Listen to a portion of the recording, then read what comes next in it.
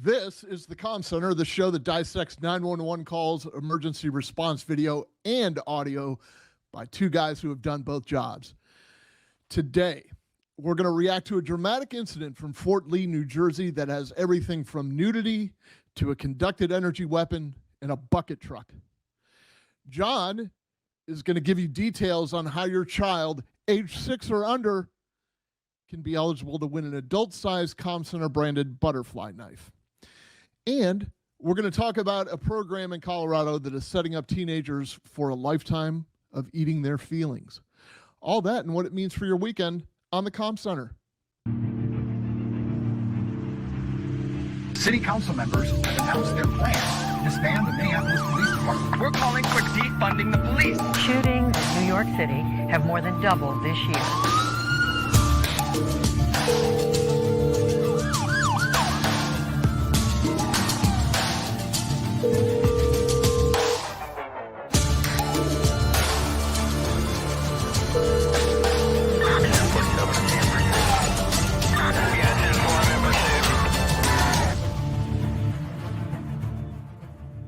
Welcome to the Comm Center with Drew Breezy, where we tell 911 tales and talk cop response. It's a TV show on the internet about two best friends who are left colorblind after an anime accident and are forced to play an Uno game to the death by actor John Leguizamo.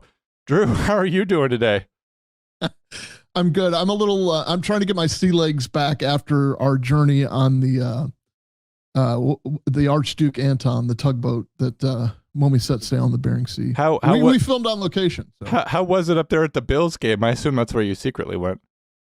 I wish. Well, actually, I don't, given the outcome. You know, if you're watching this prior to watching the Bills game, I don't want to be a spoiler, but wide right. So I'm a little upset about that. I got to be honest. As you have taken me to task more than once this year, I'm not even an NFL fan because of like deep-rooted hatred for the fact that it's billionaires and millionaires arguing over the little guy's money. You know, who's going to get more of the little guy's money. But I did kind of fall back in love with the Buffalo Bills. I love that Josh Allen. He's a phenomenal player. It's fun to watch. And man, he was one field goal away from tying the game to give him a shot to get to the AFC Championship, and the kicker blew. You sound a little bit like Theodore Roosevelt with your, the big guys and arguing over the little guys' money. It's very, very progressive, like in the Gilded Age sense. Yes. Buffalo Bills, legacy of failure. Scott Norwood eating his feelings, I'm sure, today. Yeah. Deep reference for you, Bills fan. No, my condolences. I hate the Chiefs. I wanted the Bills to win, and then I wanted the Lions to beat the Bills. But that's somewhat supportive of me, right? Like I wanted some of those things for you to be happy for another week before you were crushed, I guess. That makes me a good friend. Yeah. I want to tell you this right now. I'm not allowed to say this in the house I'm in because I have a very big Taylor Swift fan in my presence, in my orbit. But I can say it here freely. Hopefully, John, I can share this with you. Just you and me and the internet, yeah. I hate Travis Kelce. I am too. Hate Travis Kelce. He just, the Pfizer stuff doesn't help without opening up that whole thing, but he just seems like a big douche.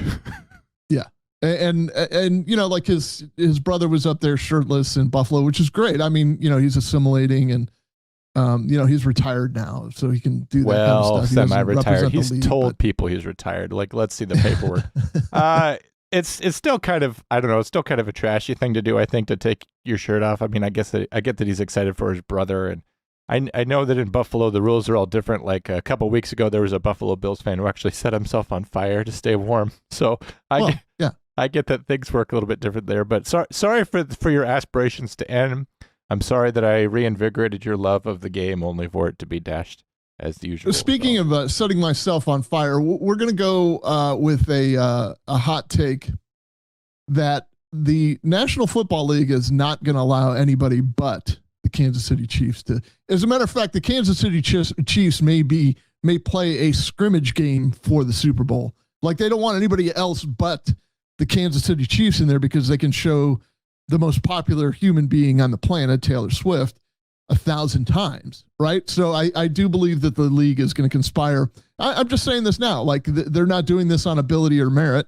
They're doing this, the Kansas City Chiefs, and, Pat Mahomes is, he's a scrambler, but I don't know that he's, though he's been in every AFC championship game over the past 4 years, and won a Super Bowl and an MVP or two. I think it's all a conspiracy. I think that the NFL is just going to push them into winning or at least taking the big stage of the Super Bowl just to have Taylor Swift in the building. I'm sure that you think that after the Kansas City Chiefs failed to convert on a critical drive, and then the refs all get together, like, well, the Chiefs have to keep playing. We can't have them not play. So, just throw the flag. We'll figure it out in a second. And they're like, but he pushed the guy. And then everyone's just like, no, that's not what happened. And they're like, first down. They ignore everyone. Before anybody reviews it. Yeah, he goes, intentional thing. And the Bills coach is like, what would you say? Like, and they're just like, you heard me. He said, yeah. Well, it was. He says it was intentional. Number 60. We don't even have a 16. First down. First down. I've been railing against this sort of thing all year long. Not specifically with the Swiftie agenda in mind, but I get that. It's troubling and it's unfair because the Bills have been waiting for this for a long time, and we already had the CIA stopping them in the 90s, and now this. Yes, that was the crack epidemic, and the Bills losing 4 straight Super Bowls as a CIA psyop. It's a good thing they didn't bring the female referee into this because we'd be having an entirely different conversation. And I love your sexy rants. Sexy or sexist? I always get those two confused. So just so you'll know. The Chiefs are well on their way to becoming America's team, John. So that could never happen. It's already been decided. It's like saying the Russians own the moon if the Russians go to the moon. Like, no, America already owns the moon. We already did that. Neither of them went to the moon. Let's be serious. Let's be honest. Oh my God! Like what show is this? How did they keep that car down? Like, you know what I mean? It's first of all, the moon's made out of cheese. But second of all, like, how would they keep the car down if there's no gravity? We were all duped on that one. Let's watch this, John. It's one small step for man. Like, all you had to do is put your hand in front of the microphone, and all of a sudden you're on the moon. You know what I mean? I think you're underestimating Stanley Kubrick there a little bit. I think he did a better job than that. But you are clearly traumatized by a lot that's going on, and I don't know if that was your trauma began when you were a 911 dispatcher, but it's definitely piling on. I saw an article earlier this week, or possibly late last week. This is in the Colorado Sun, which I believe is a reputable news publication, but who knows? The title is this: Teens are learning to take 911 calls as Colorado County scrambles to find dispatchers. That's right. Districts in and around Colorado Springs are banding together to teach high schoolers how to be the voice on the other end of an emergency. Now, Drew, we know that's all it is just being nice to people on the phone, which is exactly why I excel at this job, because I'm so damn nice. This is in Calhan or Calhan. I don't know. It's in some town. I'll read to you briefly. One of the first lessons Scott Britell teaches his high school students is the importance of being last. You're going to want to be someone who never gets recognized for anything. You want to be a 911 dispatcher. No, he never says. He didn't say that. The last person to stay with someone through their last moments, even if only over the phone. Quote, you might be the last person that person ever gets to talk to, Britell told his students during a recent 911 dispatching class at Callahan Public High School near Colorado Springs. Quote, I've spent time with people in their last breaths. Sometimes on the highway, sometimes in their home. It just depends. It's sad, but I'm actually thankful that I was able to be there with them so that they had someone with them as they passed away. Now, I think that's an honorable thing to say, Drew, and I think you've made sentiments like that before. Mm-hmm. Britell and about a dozen students are pioneering a new emergency telecommunications course in the school district and gives students an entry into dispatch jobs they can pursue immediately after high school while still 18. The program comes at a time when El Paso County is desperately searching for more dispatchers. It is among the latest efforts by rural school districts to tap into a pipeline of young people who can step into emergency response roles and help their communities cut down on the time it takes to connect callers with life-saving help. Doesn't that sound good? It sounds great. Other schools in both rural and metro parts of the state have rolled out their own programs in recent years to introduce students to careers in emergency response and STEM workforce shortages. At 2 remote schools in Los Animas County, students have learned how to become emergency medical responders, while Denver high school students have spent time in the class practicing CPR and checking blood pressure in preparation to work as EMTs. I'm okay with the EMT and just students, they should all be taught CPR and how to get somebody's vital signs. I think that's just something we should teach before like the 3 forms of rock. But that's just me. Do you know the one that comes to mind that was a high school student that was a paramedic kind of, I think he was a police explorer, but he was also being taught how to be a paramedic. I'm going to take the hottest take possible and just say Kyle Rittenhouse. That's exactly who I was thinking. Yes, I'm so good. Yeah. Guys, you were about to be saved by Kyle Rittenhouse. In Callahan and other school districts, the focus is on the very first step in the minute-by-minute frenzy to keep someone alive and send them help, listening to the panic-filled pleas after they dial 911. Through a broadcast device, Callahan School District, which is nearly 440 students in preschool through 12th grade, is expanding access to its 911 dispatching class to neighboring districts, Colorado Springs Schools, Miami Yoder School District, nearby Elliott School District. Anyway, there's a whole bunch of school districts who are getting in on this. The courses train students to become certified to take 911 calls in a dispatch center, walking them through the procedures and protocols they need to calmly talk to a person in distress and direct emergency responders to a crisis. A certification takes 40 hours to complete, with students from each district chipping away at the requirement through 2 hours of class time each week. Students will also learn customer service skills anchored by a sense of empathy. I've talked about empathy on this show, Drew. I know you're anti-empathy. Bertel, who reinforces his class that they have to be Chick-fil-A courteous to these people. There are going to be people who are having the worst day of their lives.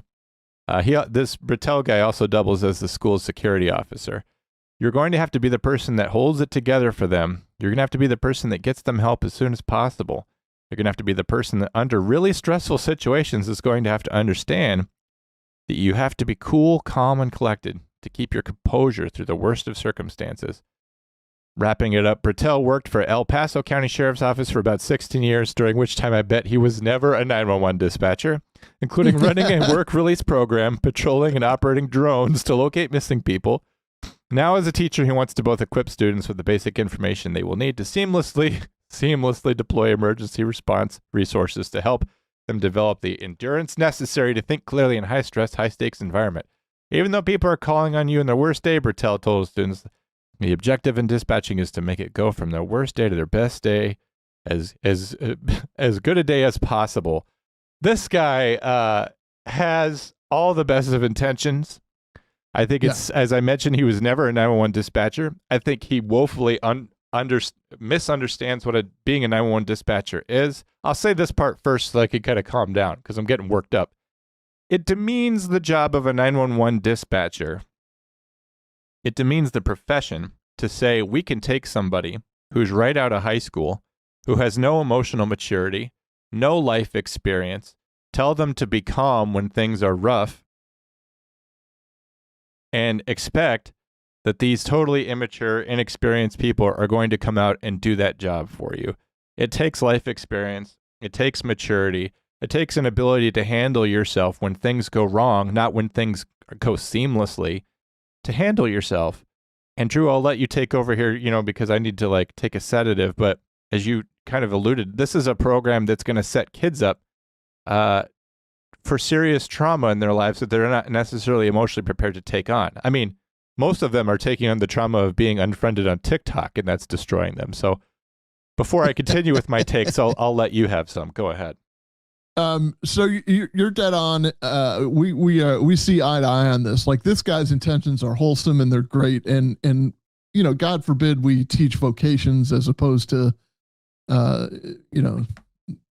the modified sex education they're teaching them now. So I do appreciate the spirit of this. And it's good to get the thirst for public service going.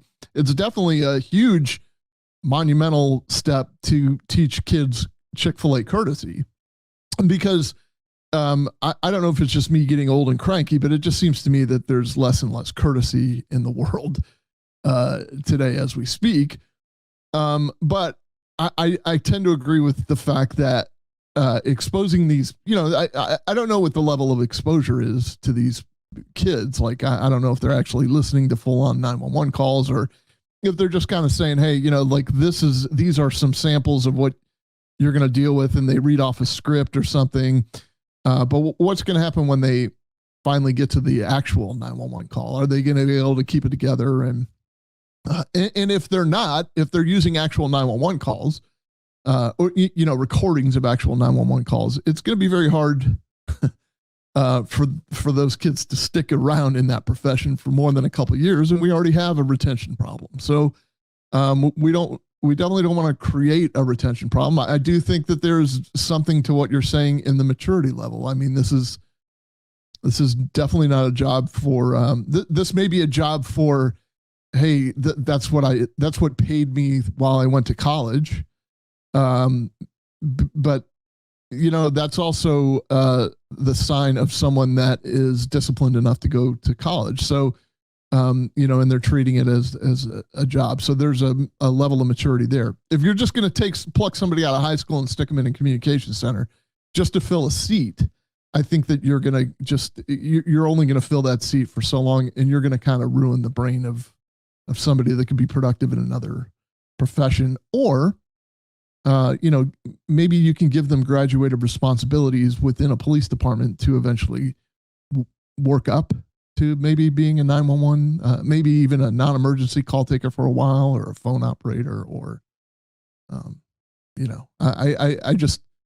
I agree with you that it's a maturity thing. I mean, here's some other issues that addressed further in the article. I didn't want to read all day. I mean, that's my other podcast is where I just read Wikipedia. But so here's the issue. So every year you're having graduates come out of the high school, and they're going to go work for 911. Like you said, how long is this going to last? Drew, when you were in high school, what job did you have? I worked at a McDonald's. How long did you work there? Oh, yeah. Maybe 6-8 months. Oh, okay. So I don't mean to disrespect McDonald's at all. I think a lot of good people start working there. I think it's a hard job. I think I can't handle fast food. In case in point, I washed out of working at a sandwich shop in 9 hours. But so you cannot become a good 911 dispatcher in a year or less. And what's going to happen is these kids are going to come out of the pipeline, as they call it. They're going to sit in a seat. They're going to keep the seat from rolling away for a year, and they're going to be on to something else. Like when you're 18, you have no idea what you want to do in life, even if you have spent plenty of time at a vocational school or a tech school figuring stuff out, becoming even reasonably good at it rather than a raw recruit, but you're going to move on to something else. Also, in this article, this is something that I found kind of appalling, and I wish someone would have addressed it. But many of the students in this program, they're asked what their future aspirations are. They say, well, I want to be a forensic pathologist. I want to be a criminal profiler. These are high-minded ideals. These are PhD tracks. No offense to me, but being a 911 dispatcher is not on the career track to being a criminal profiler or a forensic pathologist. That means you're going to drop out, and, or, I mean, I guess you can go to college and be a 911 dispatcher at the same time.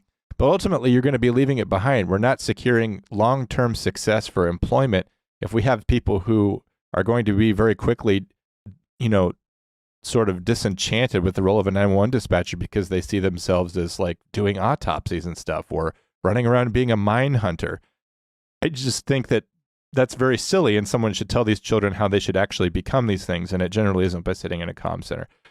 They say that these kids are going to be good at it because they're used to a fast pace. Again, at what? At high school? At McDonald's? I mean, as opposed to who?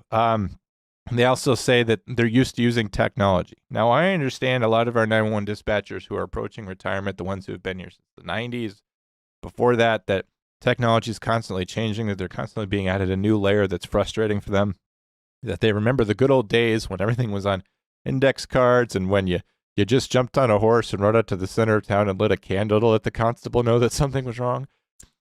But by the same token, they've adapted, and you can't just say, well, kids like to use their cell phones and kids like to use TikTok, so they're automatically going to be good at rapid SOS. It's a leap, and it's an assumption to say that these kids are just automatically going to be good at it. And frankly, it's ageist to say that kids are going to be automatically good at technology, or they're gonna fit right in. And it's a broad brushstroke. And I think it's actually truly a shame. I mean, in a sense, it's good that if they want to train people to do this job, but like let's let's have the understanding that they're not going to fully step into the role of a 911 dispatcher. And this security officer who used to be a sheriff's deputy and he used to run drones and things like that. I just, I don't think you should be teaching a course on 911 dispatching if you didn't actually do it. Yeah, I could definitely see that. I mean, you could bring in guest speakers all the day. You can facilitate. Well, you could be a teacher, but don't sit there and say it's so important to be the last person that somebody talks to when it's just like, Drew, you have some credibility here because you were a dispatcher, right? Like if you and I, if you were just a cop and I was just a dispatcher, like we would have our strict lanes. Like I don't really weigh in with like a lot of deep police stuff. Like on our, woman putting her boyfriend in the suitcase. Like I was mostly asking questions on that one. I didn't pretend to be the expert, but he's going in there and literally training them to do the job and telling them what to expect. And he has some idea because he's been around them, but I think the whole thing is flawed from his inception to think that he's going to take an 18-year-old person and make him a 911 dispatcher. Yeah, I don't think anybody that's done that for any number of years is going to want to go in and teach a bunch of high school students of how to do it, of what they're, just to look, I don't want to completely bash the idea because, my biggest complaint is that we always somehow, not we, the profession, a law enforcement agency, a first responder agency always finds a way to smash the creatives, to tamp down the creatives somehow and belittle them and all that. And it's just generally people trying to think outside the box to try to solve a problem or whatever. So I don't want to completely poo-poo the idea, but there are a couple issues in the sense of, when you talk about kids and technology, that's great. That is 1,000% true. Like they're more adept at technology. They're probably quicker to learn, but because of technology, they also have a very short attention span. And you try sitting with somebody who is waiting for an officer to arrive and the officer doesn't arrive for 35 minutes. It doesn't translate well. And those are anomalies. I get that. To me, the critical part is just the judgment. You have to make a lot of judgment calls as a 911 dispatcher. You don't have policy that covers every situation. And sometimes you have to be a person and say, what's the right thing to do? And you have to understand like liability for your agency. You have to understand personal liability. You have to understand no offense to anybody, but like common sense. Like sometimes giving someone the advice to do the right thing in the right situation, get out of there or discontinue following, or you just sometimes the callers that you have such terrible discernment and such terrible decision making skills and such terrible judgment. You literally have to be bigger than them in that situation. You have to be someone that they can rely on. And if you're someone that doesn't know what the hell to do either, what good are you? You just have to put them on hold until someone else can pick it up. I could see problems also with instant gratification. If you're not getting the answer to the question you're asking and you're not resourceful enough to figure out a new way to ask it, I think you're more apt to just move on. And those are important questions that you need answered. So, I think this is. But what happens to the kids though? They're going to be hearing all kinds of terrible stuff, and suppose they only even want to do it for a year. Suppose that they only do it for a year and then they move on, and suppose that's our benchmark for success is 12, 18 months in a chair. Now they're traumatized. Now they don't want to move into other areas of their career. Now they're potentially held back from doing other things. Who knows? No, extrapolate that out though, John, because that's not sustainable. So if the expectancy is 12 to 18 months, in that 12 to 18 months, don't you think they're going to tell the people in the high school not to do it? So you might have a class, then a second class, and maybe a third class of 12 to 18 month people, which means this program is going to last a total of 3 years at best. And you've ruined 3 years. You know what I mean? I think the numbers are going to wane as time progresses too. You know what I mean? Whereas if they have a class of 40 and it's spread to other school districts, next time it's a class of 18 and next time it's a class of 6. And it's just my suspicion. And I hope, I wish them success. I just think it's maybe not the best idea. John, the call that we're about to listen to, think of, let's look at let's try to look at that through the lens of an 18-year-old or a 17-year-old and see how they would handle what we're about to hear. About the. I think that's a good idea. We could keep that in mind. And I think finally the last thing I want to say on that is that they're telling these high school students that they can get out of school and be earning for them $57K a year. And I think that's going to be something that will get students interested, but I think they're going to be willing to settle for less after they deal with the trauma of that. And I think that will warp their whole career path if they think that to make $57,000 that you have to go through things like this to make that amount of money. And I don't know. Just waving the money in front of the kids to me just doesn't sound like the best idea. Yeah, I don't.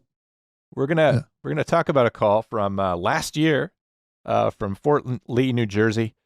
This is a smaller case. It's a little bit more straightforward. Well, I guess I shouldn't say it was as small because it forever changed the course of a family, and it was certainly a critical incident for the Fort Lee, New Jersey Police Department. We'll start with the 911 call. This began as a 911 hang-up, and the 911 dispatcher had to call him back. Something that we've been talking about recently, dispatch priming, what it's like to listen to a 911 call in real life, how confusing things can be. This 911 dispatcher did a great job of understanding what's going on, but if this is your first time hearing the call, I want you to try to do your best to diagnose what's happening in real time. And of course, inherently in a 911 call, this is a dangerous real-time incident, so I guess do your best, high schoolers.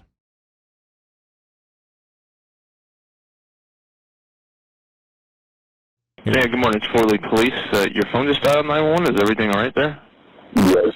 No, it's actually I have a situation. I have my has a mentally ill. He lives in Vegas. And each time he makes a scene and he's with the mental health. And he's where? Now he show up he's in my house, Johnny Street. Okay. He's like very aggressive with knives and all that. He has a mental issue. So he show up in my house yesterday. I have kids, so everybody like. What's going on? What's going on right now? Is he there right now? Okay, can you even tell what the hell's going on? Because I had to listen to this a couple times. Somebody's in the house and they have a mental health issue. Which, first of all, I want to praise the dispatcher or the call taker. So often we're afraid to say the phrase mental illness, like we won't say that, to the point where presidential candidate Nikki Haley put out in a tweet like, we all need to acknowledge mental health for the cancer that it is on this society. But it's not mental health that's the cancer, Nikki. It's the mental illness that is. And so people won't say that. So I'm hearing a lot on the radio at my job where they'll be like, oh, that person, they've got mental health. When they're trying to say they have a mental health problem or mental illness, they won't say that. So a person that we know is mentally unwell, we describe them as having mental health anymore. Drew. Well, first of all, Nikki Haley, when you call mental health the cancer on our society, it's kind of like saying, this Lexus is the Cadillac of cars, because you are identifying two diseases. Secondly, there's a requirement, as most of us know, some of you don't, that are maybe just citizens listening to this, that when there's a 911 hang-up call from a phone number and you have that phone number, you kind of have the duty to call it back and make sure that, say it's a home invasion and you're on the phone with 911 and the home invader grabs the phone and hangs it up. You kind of have an obligation to call back just to make sure everything's okay. And what was the first response, John, from the father or whoever that was, the man with the authoritative accented voice? What was his first response when he said, hey, this is Fort Lee Police. We just got a 911 call. Is everything okay there? Do you remember? He said that they have a situation there, I believe. Nope. What did he say? He a problem? said, is everything okay there? And he said, yes. Oh, yes. Oh, very good, Drew. Then he said, you would make an excellent 911 dispatcher. Then he said, so the dispatcher's in one frame of mind. First of all, calling back because you already have the step of they hung up, so chances are things are okay, but let me call back just to make sure. You call back and the first thing you hear is, yeah, everything's fine. Oh, wait, no, actually, I've got a guy acting weird in here, my son, or whatever he is, right? Yeah, I was primed because I knew how it turned out. So I knew when he said yes to completely disregard that, because otherwise I wouldn't be at my computer doing a thing if things were okay. So I was primed to get right past that. Do you see how we're all learning together? It's amazing. It's amazing. He's right now, he has a knife, and he tried to cut everything he has. So I tell him, come with me. He's there right now with you doing this? Yes, no, I take my car out. I take my car out, and I left him in the house. Okay, so this is on street? Yes. How old is he? He's 40. Was he has mental illness, you said? Yes. And what was he doing with the knife exactly? He cut everything he had, like his ring, his chain, like his belongings. Yes. Okay, but he didn't make any suggestion towards you with the knife or anything, or himself, did he? The way he moved is like scary. The way he moved is scary because before, like, 6 months ago, what is he? You see how he tried to launch into a story? 6 months ago, something was going on, which we have a man with a knife inside a house. He's moving weird. He's moving scary.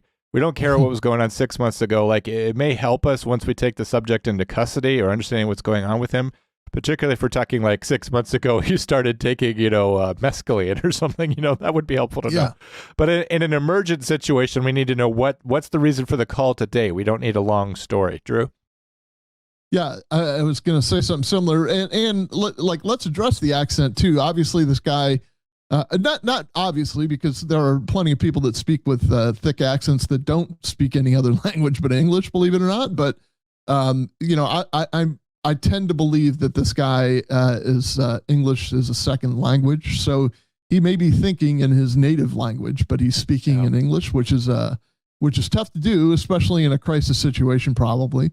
But he's saying things like he's moving weird, and he looked at me scary, and sometimes it takes the resourcefulness of a dispatcher who's been through that once or twice to have to read between the lines and say, man, this guy sounds like he's in a little bit of trouble. Absolutely. And just reflecting back on an 18-year-old who's never taken a call like this before, what are they going to think about this? First, they're told everything is fine. Then there's a guy inside. And let's listen to something else that the guy's saying but not saying. He sounds very calm, right? First, he said there was not a problem. He sounds very calm. He's not upset. He's not breathing heavily. It doesn't sound like he ran to his present location. We know that there's someone there with a knife. It's a weapons violation. It's a very serious call as far as a 911 dispatcher goes. But this guy seems very sedate. And there could be cultural reasons for that. It could just be personal reasons. Maybe the guy's just a chill guy. But here's one more piece of paraverbal communication that suggests to the dispatcher that everything's kind of okay. And is an 18-year-old going to see past that? I don't know. Yeah. I'll keep going. I'll keep going. What is he diagnosed with exactly? Anything in particular, or is it? Okay. Is it or? Yeah. Okay. And is he the only one in the apartment right now? I have my. Okay, but is he the only one in the apartment right now, or? No, I have my. Right, but you told me that you stepped out of the apartment. I stepped out of the apartment. I'm outside in my car in the garage. In Vegas. Okay, my house. I'm sorry, I accidentally restarted it, but the dispatcher is upset because there's 4 people still inside the house. That's what kind of got bleeped out there, was that there's 4 people still inside. I think he was naming them or saying like, oh, my uncle's in there, and my daughter's in there. The dispatcher's mad because like, I thought you said you stepped out. The dispatcher is now, I don't want to say they're assuming, but they're wanting to believe that the guy has left the house, that everyone has left the house, that no one is still in danger. And unfortunately, that is not the situation at all. That he has left people inside the house. Drew. Yeah. So I think that's a public records issue. I don't know if this eventually turned into like a criminal investigation. I don't want to give away what the ending was, but so obviously they're going to redact the name of any victim, so that, on this show specifically, on our show, when we play these 911 calls, often we run into this problem where most of the meat is kind of, some of the context is covered up by either bleeps or silence. But I think that's the crux of it, that there are still people in that house, and he's just trying to relay that I'm sitting in my car in the garage. That's where I'm making this phone call from. So, this guy is kind of like, the dispatcher is kind of like, you sure about this? Like, are you sure that it was okay to leave them in there? I mean, you want to, but notice, as we've discussed before, John, he doesn't really give them any instruction to go back in and save anybody either. No, which you would not want to do because right. That's one more casualty potentially. Okay, but is he the only one in the apartment right now, or? No, I have my. Right, but you told me that you stepped out of the apartment. I stepped out of the apartment. I'm outside in my car in the garage. Okay, and he's still inside with all. He's still inside with all of them. He's inside, yes. Okay, he's not making any suggestions towards them with a knife. Do you know of, is he? But he has the knife in his hand, and he's weird. He doesn't want to listen to nobody. I want somebody to take him to put him in the mental health. Okay, so he's saying the knife is in his hand. This is a huge red flag. Drew, as a police officer, if you're responding to a situation where someone's been cutting themselves up, destroying things, behaving in a weird or threatening manner, when you arrive on scene, where is your gun right now? Oh, it's out. It's out and ready to go. Yeah. This is the problem, and this is where, this is a topic we've covered ad nauseum, but we're going to have to cover it again. The family calls, and this guy is in the frame of mind of, I know what my son is capable of, and I just want to get him help. And I know he's got a knife in his hand, and I know I told you that, and I know there are 3 other family members in there, and I know he's nude and acting weird with a knife in his hand. But I just want you guys to come scoop him up and put him in a car and bring him to the mental health facility or to booking or something. And this is where people assume, like, well, it's best that a mental health professional handle this. Like, but no mental health professional in their right mind is going to walk into this situation without an armed police officer, first of all. And second of all, this is what happens when you call police and John just asked, I mean, my gun is out and I'm like, hey, drop the knife. If we can talk, we can get through this. Like, I really don't want to do anything to you. Your family is kind of putting me in this position. I really want to get you some help. How about you put the knife down? And when he doesn't put the knife down and he charges at you, what are you left to do? Yeah. Like, what is your recourse? We did have that case last year that we covered in Aurora, Illinois, that was very similar.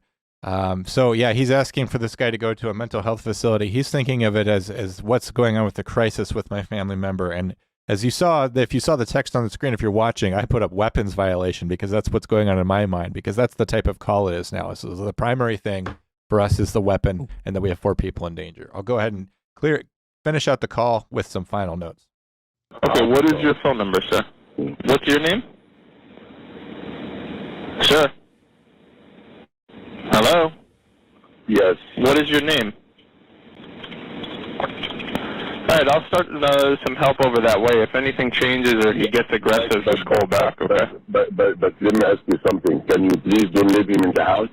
I want you to put him in mental health. Yes, I'm going to send you some help and we'll get it situated, okay? But if he becomes aggressive or anything, I want you to call right back, okay?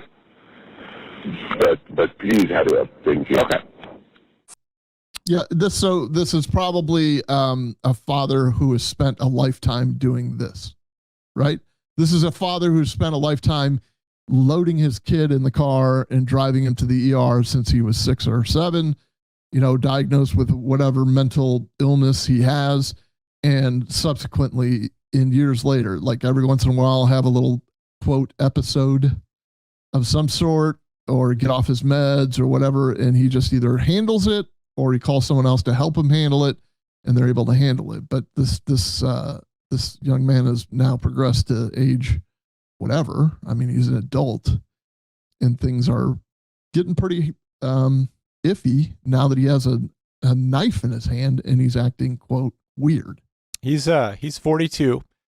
Something to remember, and I don't know the deep background on this guy, but a lot of times with mania and things like that, you can progressively see symptoms, increasing signs and symptoms when someone's going into a progressively manic state. Those are things where you're going to want to call as soon as you start to notice, where you can maybe take him to outpatient care or something and get him evaluated and see if he needs to be committed. Let's not wait until he starts, undressing himself, throwing things around. You'll see from body cam footage from the townhouse that their police are going to that he has done quite a bit of work in destroying the house. This is not to criticize the family. Like, it's hard dealing with the stigma and the inscrutability of mental health problems. Like, you love someone, you don't know what to do. It's a burden on your heart. It's a burden on your mind. You want what's best for them. But they let situations spiral to the point where they're out of control. I guess I implore people who are struggling with a family member who has issues like these, love them, take care of them, but, don't wait. Don't wait until situations escalate. Final notes on the dispatcher. He asked the guy for his phone number. But it's like, well, don't forget that you already called him back, so you already know his phone number. But the dispatcher's just kind of like ticking off boxes before he hangs up the phone. It's very hard to hang up a phone in a 911 call without reviewing one last time to make sure you have everything. We will typically verify a phone number and an address twice anyway, but it's like we know the phone number obviously works because he called the guy. He's making sure he has his name. A small piece of criticism, and I don't mean to criticize at all because I have done far stupider and far worse than this dispatcher. I think he did a great job. But we know that there's 4 people still inside the house, plus the suspect. He's in his garage. There's a man in there who's behaving dangerously with a knife. He probably should have advised the caller because it's good advice or because it's good for liability. Don't re-enter the dwelling. Like, the whole problem is that not everyone exited. Well, we know for sure you're safe. You've essentially been rescued. We have 4 more potential casualties in there. We don't want you to go in there and place yourself in danger. And that's going to be the family member's instinct, right? Like, he doesn't think anything's terribly wrong. He wants them to have a calm response. He wants it to be a mental health thing. He wants them to hurry, but, he doesn't think that it's as grave of a situation as it is. Otherwise, he wouldn't have left his family members behind. So he's very inclined to go back inside. Tell him not to do that, at least to cover your own ass about giving him advice not to do that in case he goes back in there. But one less person to rescue. Drew, any other final closing thoughts on that 911 call?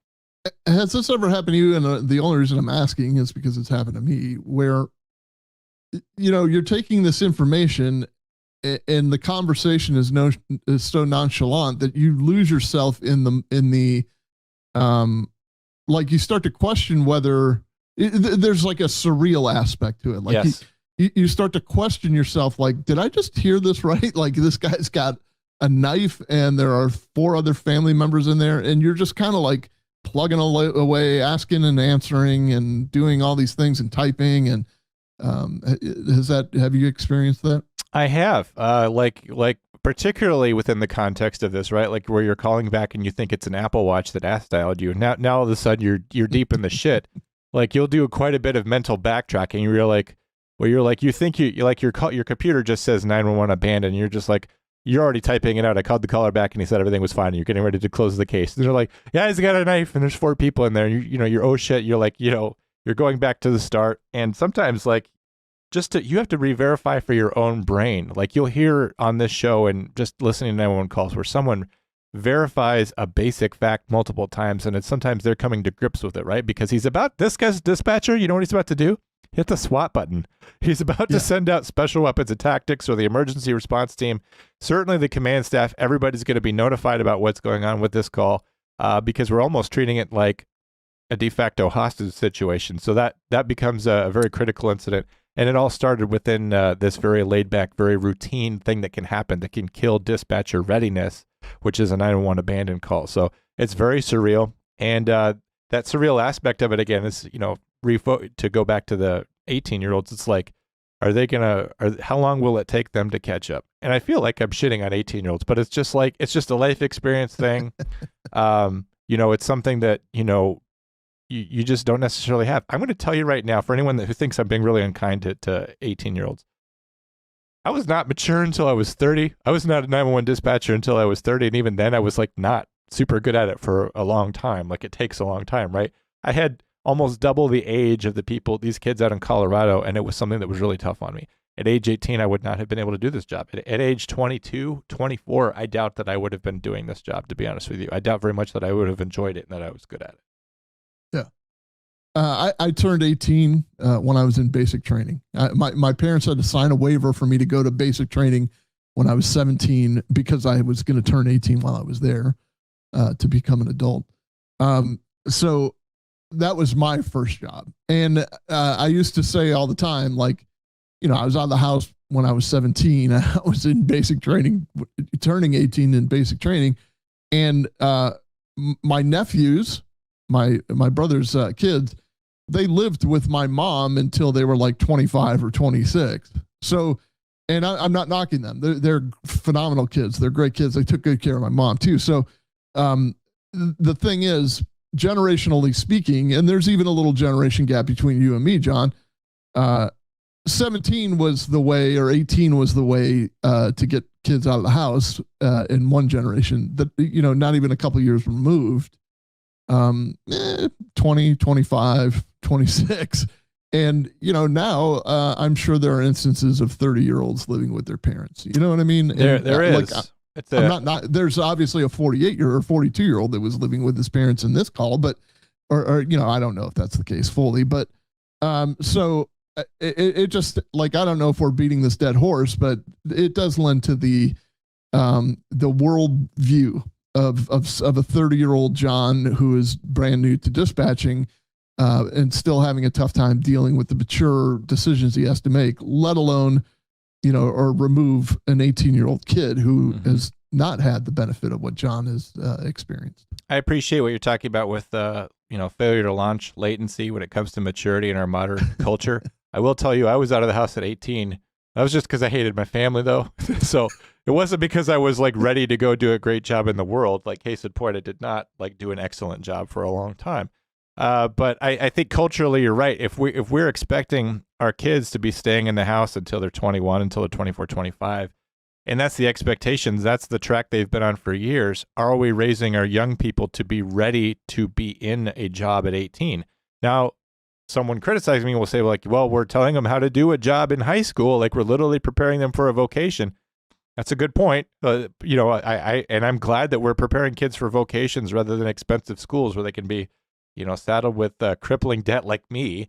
But not all jobs are created equally, and this is a job that requires some emotional discipline and maturity. And just to end that out, if you're expecting your kid to be at home till 25, I don't think you can expect them to be in this job at 18.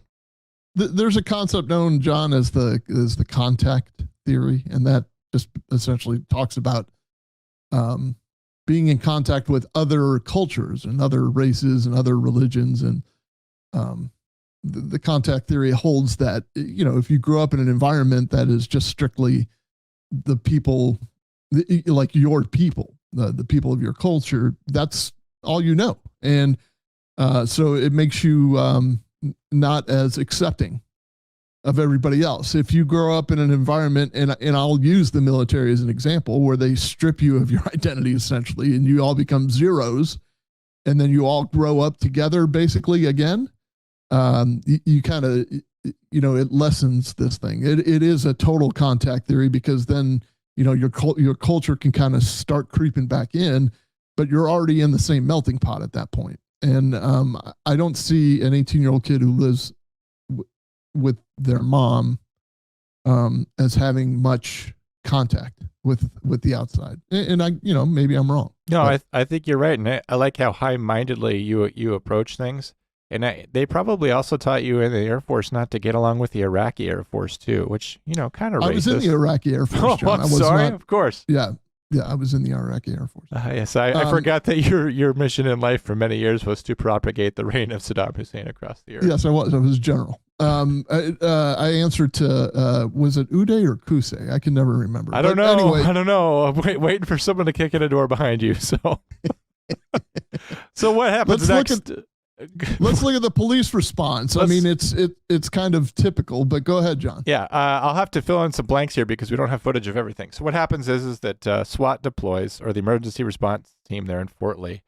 They're going to establish a perimeter. They're probably going to evacuate people out of neighboring townhomes. We got to remember these residences have shared walls, so it's very dangerous if the guns that they're bringing with them start going off. They're going to go through there. So they're going to evacuate surrounding residences. They're going to begin negotiations with this guy, meaning they're going to talk to him. That's all that means. It doesn't mean we're giving up some sort of concession or something. We're trying to buy time to get assets in place, to get people out, to get him to peaceably and safely surrender himself, preserving the maximum amount of life possible. They're only able to get 3 of the 4 family members out. The final family member is up on the 3rd floor of this townhouse. And I was telling Drew beforehand, like, if you get a 3-floor townhouse, like, that's great. You know, good for you. Tactical problem, though, is that this guy, Mohammed, is on the 2nd floor. He's throwing things down the stairs. The stairs represent sort of a fatal funnel for any kind of tactical column that's going to try to go up and get him or get past him. If he decides to turn tail and run and go up the final set of stairs to the 3rd floor and attack his family member with the knife that he's holding, that's a bit of a nightmare for anyone who's trying to chase after him, especially since he has what I call naked speed. You know, these guys on the TAC team, they've all got plates and vests and boots and all this and guns. And even though they're in great shape and they probably have a vertical leap of like 36 inches, this guy's he's got crazy naked speed and he's going to make it up the stairs. So they need to get that final family member out. Once they can get everybody who's not involved out of that house, if they can get the final family member out, that de-escalates the situation a lot. Now, because by then the only person whose safety we have to worry about is really the suspects and our own. We don't have to worry about a victim, third-party family member getting involved. So they're going to try to get that person out of the 3rd story, which means fire department. That's right. The fire department's finally going to get a SWAT call out. There's some firemen that have been waiting for this their whole life. There's a fireman who died or retired yesterday, having waited his whole career, never being able to go do this. So it's kind of one of those moments. But they're going to go out there with a bucket truck. They're going to try to approach the rear of the apartment complex, get the bucket up to the 3rd floor. More problems, though, tactically. They've got a balcony out on the 2nd floor. And so the naked, crazy guy with the knife's going to go out there on the balcony, directly underneath where they're going to be attempting to do this high angle rescue in a bucket truck.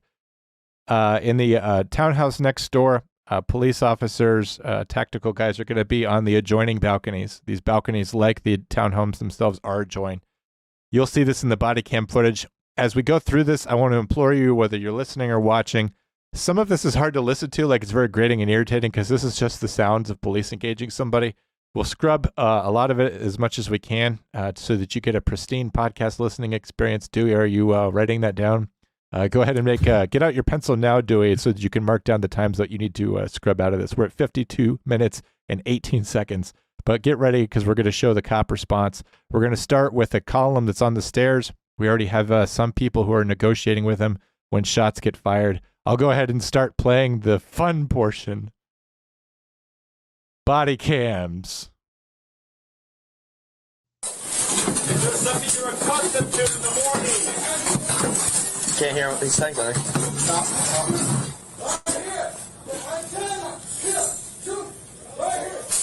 You need a knife. Shots fired.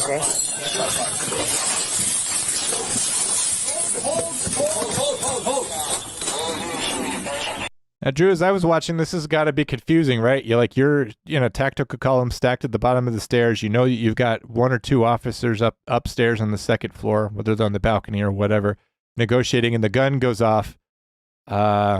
What's your response? What's the reason for them charging up the stairs? What are they worried about? What are they thinking about? It's quite unnerving being at the bottom of the stairs to begin with, because like even in war, the tactical advantages from height. So, I remember that on Mustafar when Obi-Wan had the high ground of a couple feet. So even with even knowing there are officers up there, who knows? When they hear the shots fired, we're conditioned to run towards the gunfire. It's like I can envision in my mind this guy shooting his way through the officers. Like, yes, we were primed to believe that this guy has a knife. We don't know that he doesn't have a gun. So when you hear the shots and you don't hear that was us or we're fine or suspect down, or you got to get up there and save people, and that's your job. And you got to approach tactically up those stairs. Obviously, there's some considerations with the rifle trying to get up the stairs, but those are among the things that first come to mind for me. It's got to be troubling running up there not knowing what's going on. We'll go back to the footage. Oh, guys, you okay? Guys, are you okay? Man, come back. Hold on. Who's fired?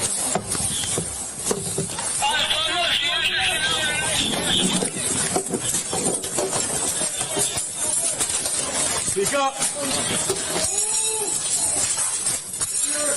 Drop the knife. Drop the knife. Drop it.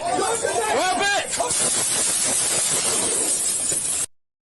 Okay, so what you had was some officers, you can see on the body cam, he's holding a rifle, the officer is, and they got halfway up the stairs and they were trying to communicate with the other officers. Is everybody okay? What's happening? Can we come up? It's that kind of thing. And so if you think it's unnerving being at the bottom of the stairs, try being stuck halfway up. Once they kind of heard everybody yelling, it's kind of like an all clear, like come back here, come back here. They did. They moved directly to the bedroom. I'm sure they were able to. I'm not positive. I'm pretty sure they were able to follow the trail of kind of destruction that this guy, this episodic, the clothes everywhere or the knockdown tables and chairs or whatever, and they're able to follow a path right into the bedroom.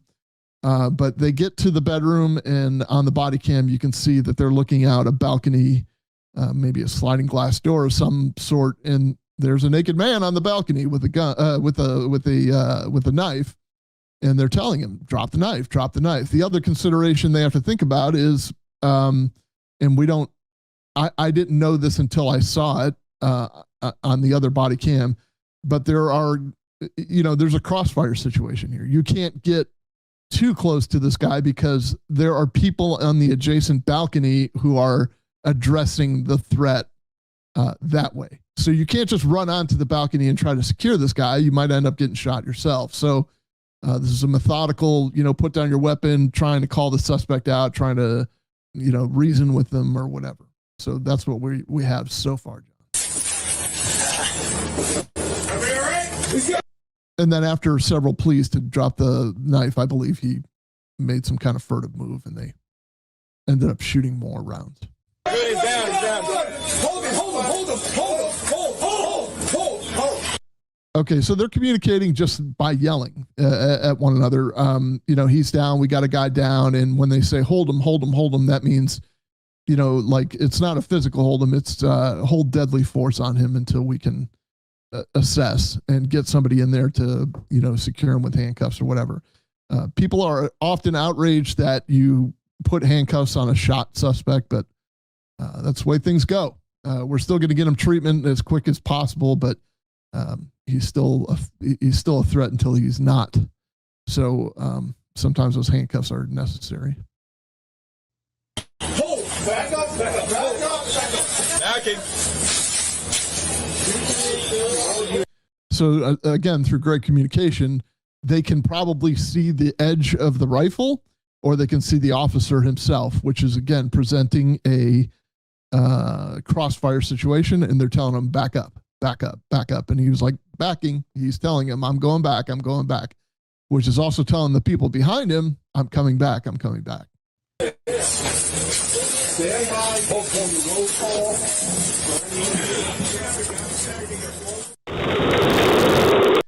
It's very hard to listen to, so hopefully we will have this edited, but this is the second body cam.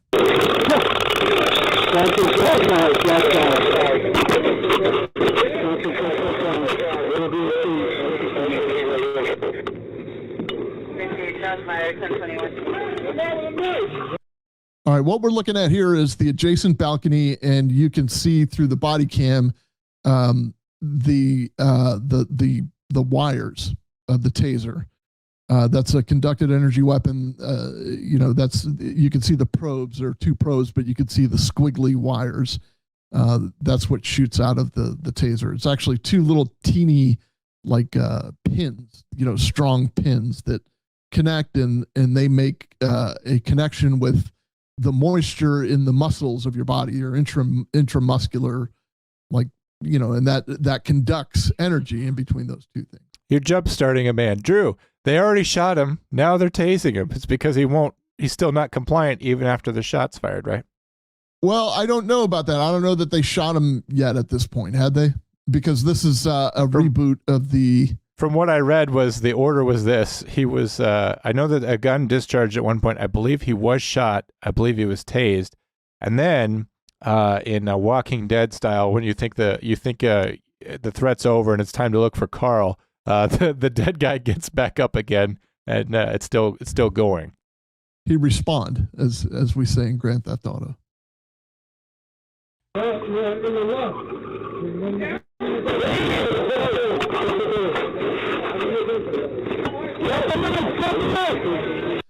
So you can see the balcony in obvious disarray. You can see like the feet or legs of the subject there, the nude legs of the subject.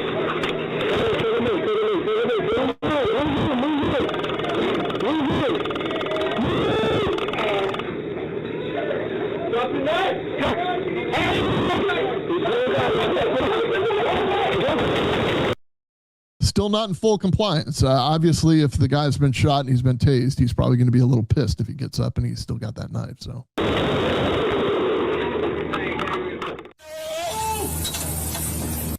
third body cam is from the bucket truck, which is always fun. He's still armed with a knife. He's still armed with a knife.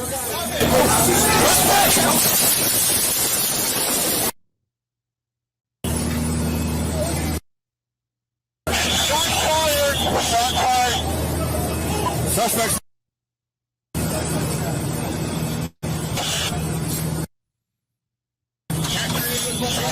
Clear, go. Stand by, doing roll call, friends injured.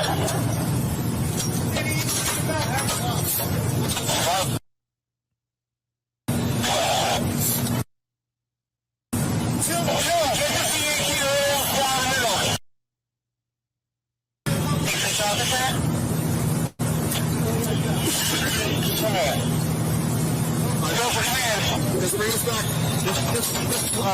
Fuck it. No injuries. Exterior personnel. Exterior personnel. Injuries.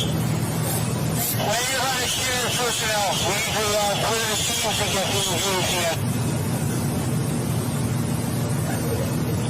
Alright, primary is being done now. The second port is secure. You're going to have to chase. Okay, so it's he's whoever that is, sounds like a supervisor, sergeant, lieutenant, whatever, is saying, look, we need to do a quick roll call. Is everybody okay? And he's saying exterior personnel, are there any injuries out there? So they're just they're trying their best to hey, are any of us injured? I hear that there are shots. Just to demystify the facts of the case, I'll just read a brief narrative. After hearing the gunfire, the officers who had been posted at the bottom of the stairs within the residence ascended the staircase, which is what we saw. They found the suspect wounded and lying on the floor of the balcony. So he was wounded with the first shots. The officer ordered him to drop the knife, but he rose to his feet and began moving towards them while still holding the knife. At that point, the officers discharged their firearms, striking him. Officers removed 2 knives located near him, and emergency medical personnel rendered first aid at the scene, which is nice. Unfortunately, he was pronounced deceased at 10:39, and one officer did sustain an injury to his hand. So case in point, not that we're going to compare the loss of a life to an injured hand, but this guy represented a clear and present danger to the lives of the officers up until the last minute. He was not in the frame of mind because of his mental illness or because of other factors which we don't know about, but he was not willing to peaceably surrender. And it's just unfortunate, as Nikki Haley says, mental health is a cancer in this country, and it's a problem that we have to deal with, and families, as I said earlier, are trying to struggle to deal with these things. But when you're calling for help, you get the help that you get, which is the help that you need. Sometimes as a 911 dispatcher, you have to learn how to send people what they need instead of what they want. Again, something that an 18-year-old's not going to necessarily understand. But this was a situation in which a full tactical response was called for. They tried to talk him down. I think anybody that is naked and trashing their own place and slashing around with knives, it's just, I think we know that person's having a full-blown episode in which they're not going to be responsive to normal modes of regaining that equilibrium. And it's unfortunate. I wish this hadn't happened, but good job to the police for protecting the lives of the family, for protecting each other, and for helping the fire department feel important. I'm quite certain the family didn't want it to end this way. You know what the father's request was when he called. It was just like, hey, put this guy in a patrol car and drop him off at the hospital. But This is quite often, unfortunately, how these end, because these people are in the middle of an episode of some sort, or they're off their meds or whatever. I mean, whatever the case may be, this is not how the officers want it to end either, because the first thing that's going to be said is that's not why we called you. And I do understand the sentiment, and I feel horrible for the family, and I feel, equally as horrible for the victim. They've probably been a prisoner to their mental health issues their whole lives, their mental illness for their whole lives, and this is, how it's cut tragically short. But it's a bad pun, considering it's a knife involved. Unfortunately, had he dropped the knives, Drew, with all those guys there, if he had no weapons in hand, we would have been able to safely take him into custody. Yeah. How dangerous one element, can make the whole situation. Yes, and the problem is, like, and this is where I always have the most empathy, is because their right mind is not telling, you know what I'm saying? Like, their right mind would be like, oh, I better put this knife down, but they're not in their right mind. They're in the mind of who, like, why is this alligator walking on 2 feet with a banana? Right. Why is the tiger on the ceiling, daring me to? Yeah. I mean, not even to make light of it, but that's, they're kind of like, there are aliens approaching me and I am not giving up my weapons. And you're like, well, dude, I am not an alien, but you see me as one. So I am unfortunately going to have to treat you as you see me as one. I wish we had more information. That's kind of it. Like that's how these things turn out. And then law enforcement agencies have to deal with the aftermath of, the family has to deal with the aftermath of losing a loved one, obviously, but the law enforcement agency has to deal with the aftermath of trying to convince the community that this was exactly what it was. We covered the Najee Seabrooks case. I mean, the community still, that rumor mill spread like wildfire of everything that the police didn't do. But in retrospect, or when you take a deep breath or watch the body cam footage, they did everything that people said they should have done.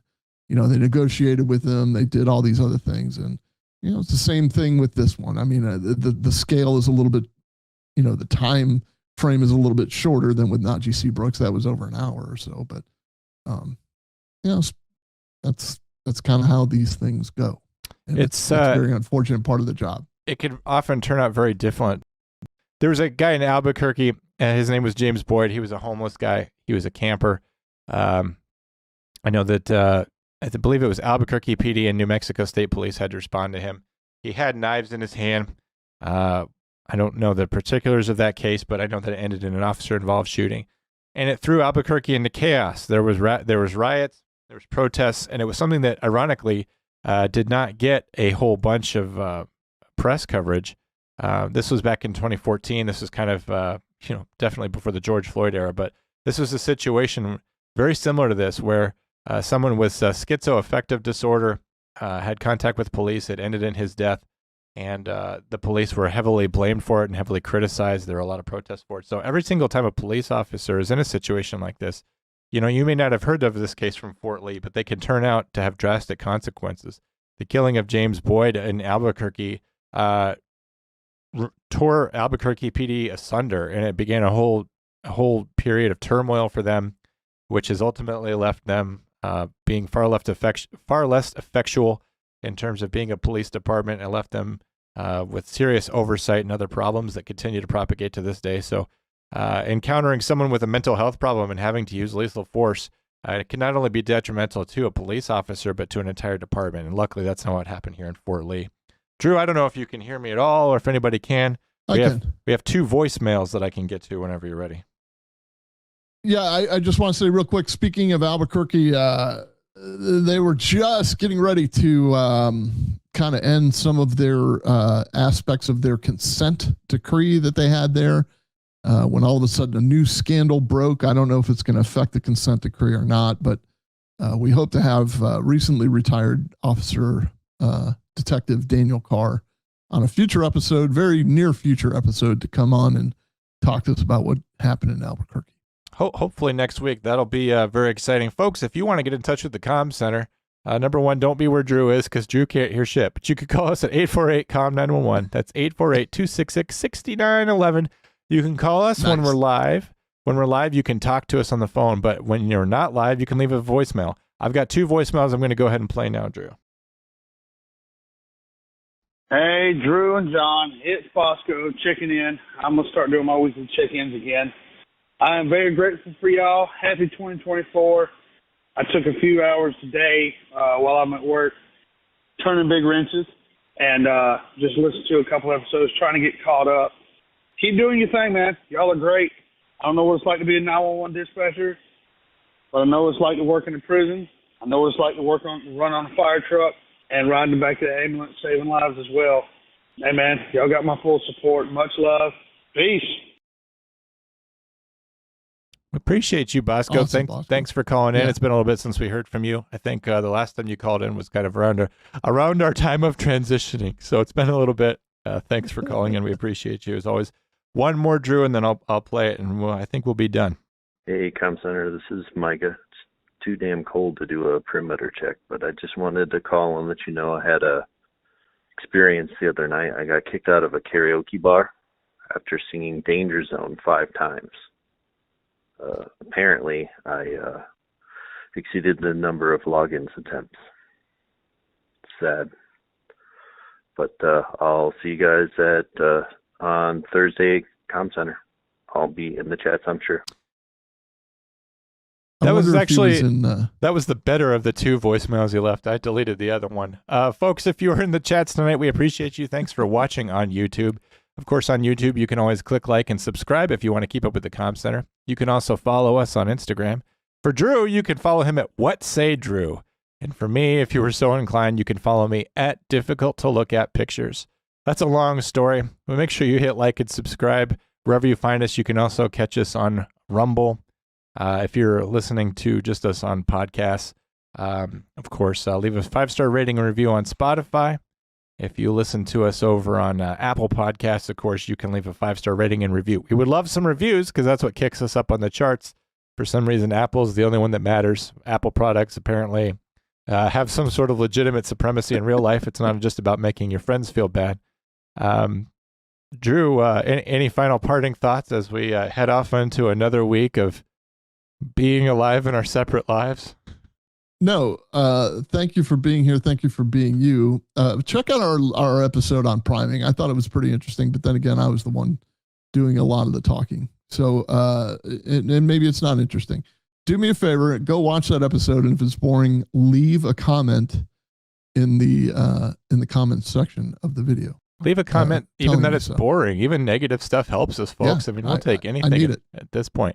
I've also noticing on some of our classic episodes that are being reissued, if you don't like me, these classic reissues now have 30% less John. So you can go and listen to the Comm Center with Drew Breezy and not be bogged down by all that dumb John commentary. It's great. It's everything you've always wanted from the Comm Center. So you could go and listen to that. Share it with a friend, though. I'm actually missing the benchmark if it's only 30%. I know. It's you're letting AI edit it. You need to carefully go in there and excise me like a cancer from out of a tumor. You need to get me out of those old episodes. Folks, we appreciate you. Right, well, listen to the Comm Center. Catch us next week. Stick around, John. Stick around. 1,000 years, 1,000 episodes of Comm Center. Going to be here forever. Thurman Thomas. Dwight Thomas, or whatever it is you just said. Thurman Thomas, Bruce Smith. Evander Holyfield.